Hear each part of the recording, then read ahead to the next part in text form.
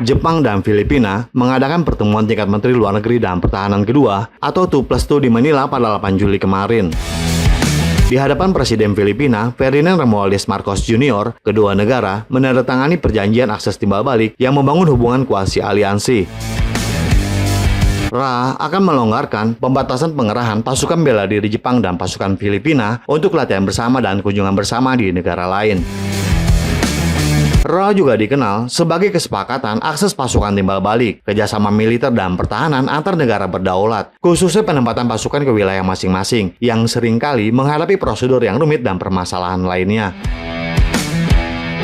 Oleh karena itu, untuk menyederhanakan proses tersebut, kedua negara akan mencapai kesepakatan yang relevan untuk menyederhanakan prosedur persetujuan masuknya pasukan pihak lain, sehingga dapat memfasilitasi saling kunjungan dan kegiatan militer bersama antar kedua militer tersebut. Dan di episode hari ini, kita akan membahas bagaimana aliansi semu antara Jepang dan Filipina merusak perdamaian dan stabilitas Asia Pasifik, dan juga bagaimana Jepang telah berulang kali melanggar perjanjian konstitusi Pasifik.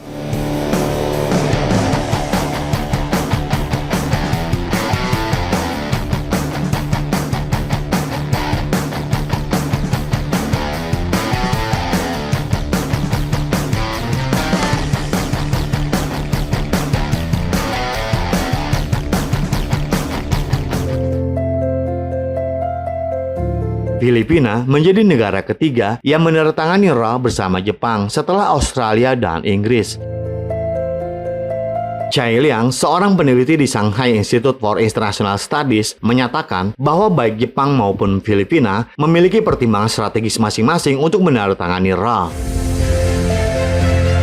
Bagi Filipina, mengingat kapasitasnya yang terbatas, pihaknya tidak ragu untuk mendekati negara besar manapun di luar kawasan yang bersedia meningkatkan kerjasama militer dengan Filipina dan melakukan intervensi dalam situasi Laut China Selatan.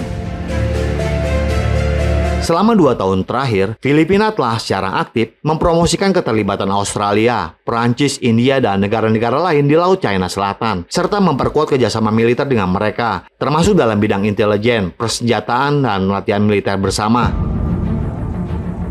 Yang diinginkan Jepang melalui penguatan kerjasama militer dengan Filipina hanyalah untuk membentuk Tiongkok secara strategis. Dengan aliansi Amerika Serikat Filipina dan aliansi Amerika Serikat Jepang yang sudah ada, peningkatan kuasi aliansi Jepang Filipina tentu akan meningkatkan kerjasama militer antara Amerika Serikat, Jepang, dan Filipina ke tingkat yang baru. Dan menurut Chai, bahwa fakta pertahanan penting ini akan memfasilitasi intervensi Jepang di Laut China Selatan, sekaligus upaya operasi gabungan di Laut China Timur, Laut China Selatan, dan Selat Taiwan. Dengan kata lain, perjanjian baru ini adalah untuk menanggapi strategi Tiongkok secara lebih efektif dan meningkatkan pengaruh internasionalnya. Belakangan ini, hubungan antara Tiongkok dan Filipina semakin tegang terkait situasi di Laut China Selatan. Bahkan media Jepang seperti Kyodo News juga melaporkan bahwa Jepang dan Filipina tengah berupaya mempererat kerjasama mereka melawan Tiongkok. Intervensi Jepang di Laut China Selatan terutama untuk mengurangi tekanan strategis di Laut China Timur dan Barat Daya Jepang. Akan tetapi hal itu tidak membawa manfaat bagi perdamaian dan stabilitas di Laut China Selatan. Jepang dan Filipina dikabarkan telah melakukan perundingan perjanjian tersebut sejak November tahun 2023. Penandatanganan RA antara kedua belah pihak menjadi landasan penguatan kerjasama militer bilateral bahkan multilateral di masa depan. Pemerintah Jepang bermaksud mengirimkan pasukan bela dirinya untuk secara resmi berpartisipasi dalam latihan militer gabungan tahunan Balikatan Amerika Serikat Filipina setelah perjanjian tersebut berlaku. Pasukan bela diri Jepang yang sebelumnya hadir di Balikatan hanya sebagai pengamat, setelah penandatanganan perjanjian ini akan diperbolehkan berpartisipasi secara formal. Jepang dan Filipina, kedua negara ini secara bertahap meningkatkan kerjasama militer, dan hal ini dapat dilihat dari ekspor senjata dalam beberapa tahun terakhir. Filipina baru-baru ini setuju untuk membeli 5 kapal patroli untuk penjaga pantainya dari Jepang, guna meningkatkan kemampuan patrolinya di Laut China Selatan.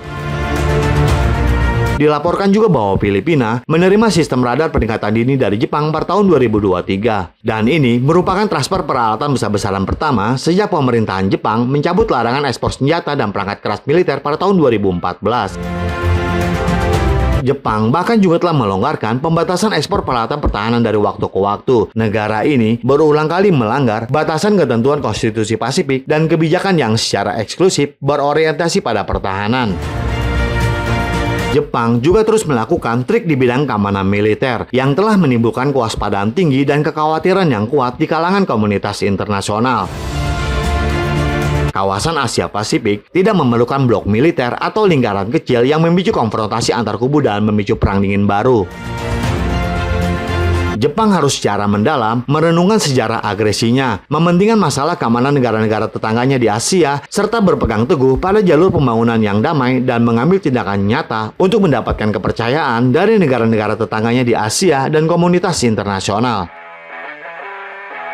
Jadi bagaimana menurut Anda tentang sepak terjang militer Jepang yang telah berulang kali melanggar batasan dan ketentuan perjanjian konstitusi Pasifik? Lantas bagaimana Amerika Serikat tampaknya tidak tertarik untuk meninjau hal tersebut? Silakan berikan komentarnya di kolom komentar kami. Terima kasih dan sampai jumpa di episode berikutnya.